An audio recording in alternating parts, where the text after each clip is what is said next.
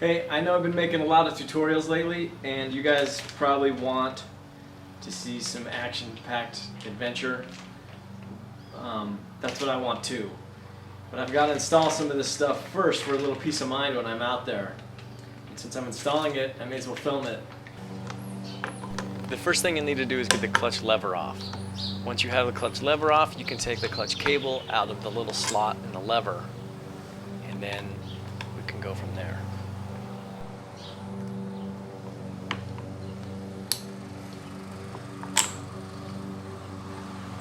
Now I've got the new cable here, and what I'm going to do is just thread this in as I take the old one out.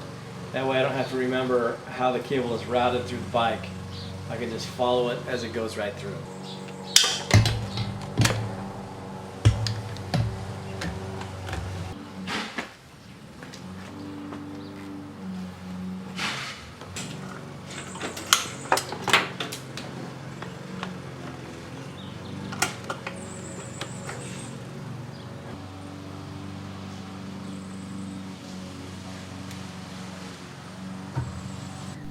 Now, to get the clutch cable off of the bike, you'll need to disconnect the cable from its little cradle there. It just has a slot on the other side. It slides right out once you have some slack.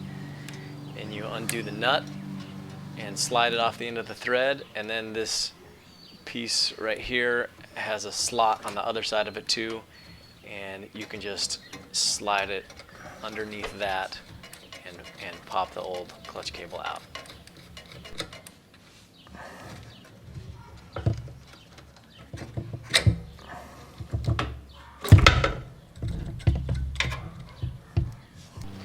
To get the clutch cable into the lever and then the lever back onto the bike, you're probably going to need to make some slack up on both sides of the cable. So leave everything loose until you got the clutch lever back in.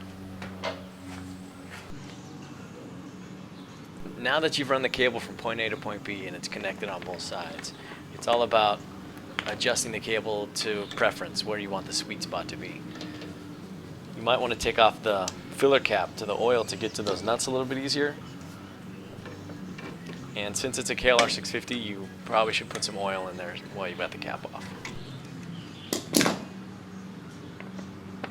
Well, that's a pretty simple job. The reason that I wanted to change it is because when my bike was in first gear and with the clutch pulled in and I would try to start it, it would act like it had a hard time doing that. And I think it was because the cable was so stretched out and loose that it wasn't, the clutch wasn't disengaging all the way. So it kind of was having to force the gears. It was like halfway or 3/4 of the way in or whatever.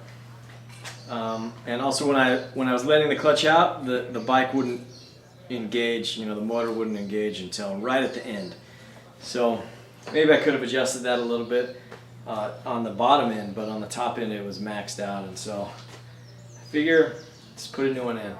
So I hope that helped somebody.